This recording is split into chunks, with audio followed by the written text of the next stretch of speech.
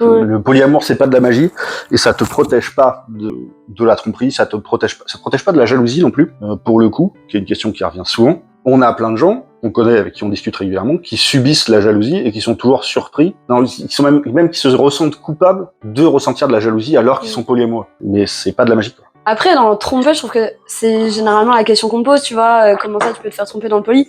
Mais parce qu'il y a des règles comme dans toute relation, et du coup, si tu trahis les règles, tu trompes, tu vois. Puisque dans la monogamie, les règles, on les connaît à peu près. Donc, le nombre de gens qui m'ont dit, j'ai embrassé les gens en soirée, mais ça compte pas, mais le dis pas à ma partenaire, je suis là, oui, donc, c'est pas tromper, ça existe. Mais ouais, moi, j'ai jamais trop su pourquoi il m'avait trompé, je pense que c'était par facilité. J'avais que 6 règles à apprendre, du coup, ça tenait sur un post-it, et son excuse, c'est, j'ai oublié.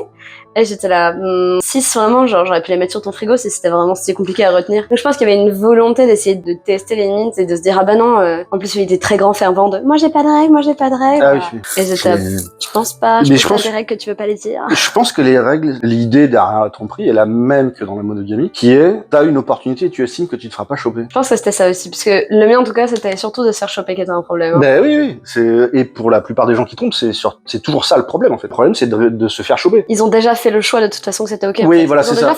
C'est ça. Dans leur tête, c'est déjà ok. De toute façon. Pas à quel point c'est commun dans le polyamour que les gens trompent les règles. Pas quelque chose que j'entends souvent en tout cas. Mais comme quoi, même ça, le polyamour, on n'est pas à l'abri d'eux. Alors après, ce qui est intéressant, c'est de voir la transition des gens qui ont beaucoup trompé leur partenaire dans le poly. Et je pense que ça tient principalement au fait que du coup, quand tu rentres dans une relation non monogame, tu vires un certain nombre de règles implicites liées à la monogamie que en fait tu transgressais allègrement avant. Sauf que là, c'est plus de la transgression et t'as plus la culpabilité liée à ça. Après, je pense qu'il y en a quand même quelques-uns qui continuent après juste pour le thrill de briser les règles, quoi. Après, généralement, je suis pas d'accord quand les gens arrivent trop fiers en disant j'ai toujours été poli parce que j'ai trompé tous mes partenaires. Ah oui, non, ça c'est pas...